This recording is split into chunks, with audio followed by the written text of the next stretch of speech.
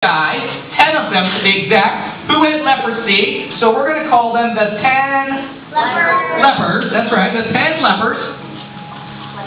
And they had heard that there was this guy named Jesus, who could do all sorts of miracles. And he was healing people, and they thought maybe, just maybe, this guy might heal their leprosy. And they could go back to their home, and back to their families, and back to their jobs.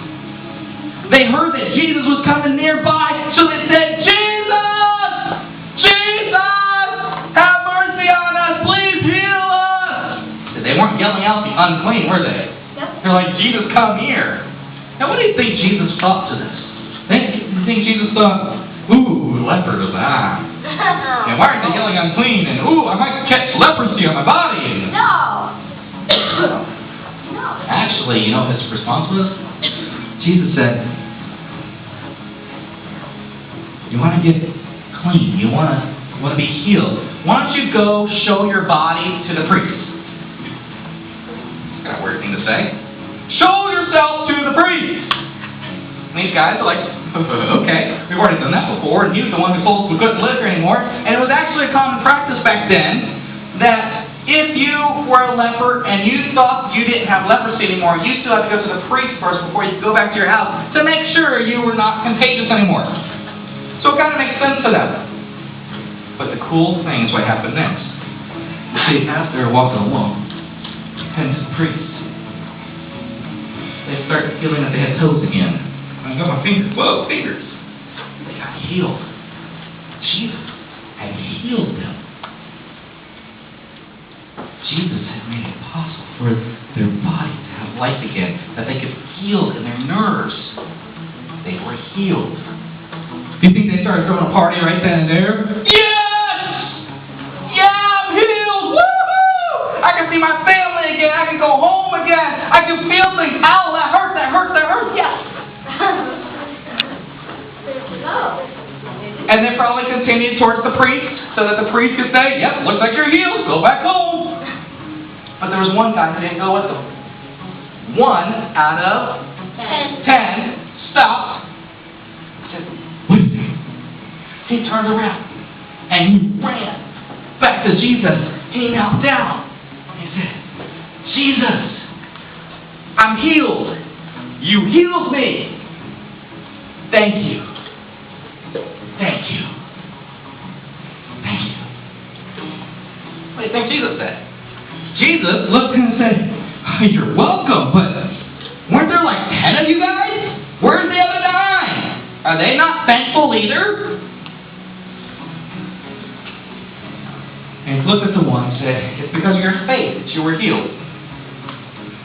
And he sent him on his way. Do you think this one guy who went back and said thank you to Jesus, do you think he followed Jesus after that? Yes. Do you think, imagine right now if you had cancer or you had a disease that was incurable and all of a sudden you were healed by God himself? Do you think you would follow God? Yeah. Do you think you would let you know that God is real? Yeah? Do you think you might appreciate what he did? Yeah. So maybe, just maybe, those 9 dudes who went back to their lives, who had their bodies healed, maybe they didn't appreciate what happened.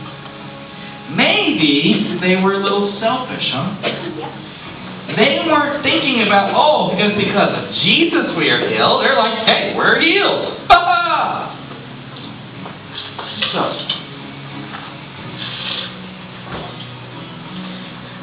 in our story today, who do you think we would call the biggest loser? Maybe losers. Who would it be? Tell me. The 9 guys. The 9 guys, right? Why are they the biggest losers in this story? Why? Because they didn't go back and say, thank you. But can't God read minds? Can't he read the minds and know that, they appreciate what happened and everything, but maybe it's that God wants to make sure that we're not selfish, just like he's not selfish. maybe following God means that we're always thankful for what He's done. Now, many of you know I've got a lot of kids. Actually, I have 5 kids. That's a lot. Anybody else have 5 kids in their family? Yeah, 3 of you? Yeah. Well, in my family, we got 5 kids, and as the dad of the family, I want to make sure that they learn some certain lessons. And one thing I want to make sure is that my kids aren't selfish. I don't want my kids to be selfish. I want my kids to know that they can appreciate everything they get, because I work hard to get them the things that they want and the things that they need. Now, a lot of times my kids come up to me and they ask me for candy. They want candy, and so I'm their dad, and I want to give them candy. They want it, I want to provide it to them. Yes, we got candy right over there. They want candy. Now, whenever I give my kids candy, you know what I do? I ask them for some of it back. Yeah, I'm like, can I have a few pieces? And do you think I might get a little upset if they tell me no? Yeah. Why would I get upset?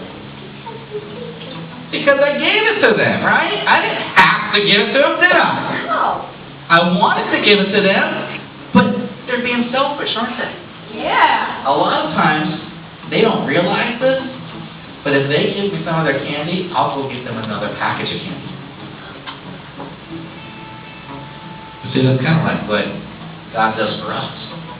God always wants to know where our heart is. If we appreciate what He's done for us.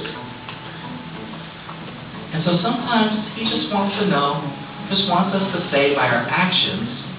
Sometimes He asks us to give something away. Sometimes He just needs us to say, thank you. Thank you. Thank you. Can you say it with me? Thank you.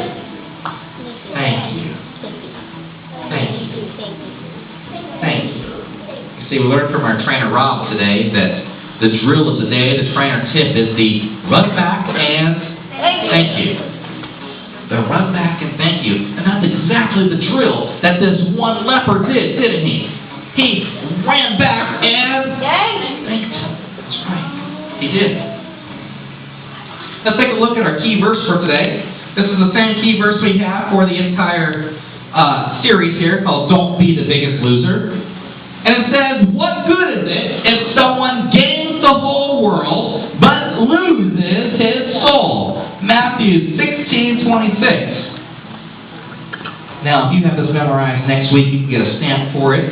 So don't miss out on your chance for easy stamps. By the way, the stamp store will be open next weekend because it's the first Sunday of the month. But I'd like for you all right now to join with me, saying as loud as you can the memory verse on the count of 3. Here we go. 1, 2, and 3. What good is it if someone gains the whole world but loses his soul? Matthew 16:26.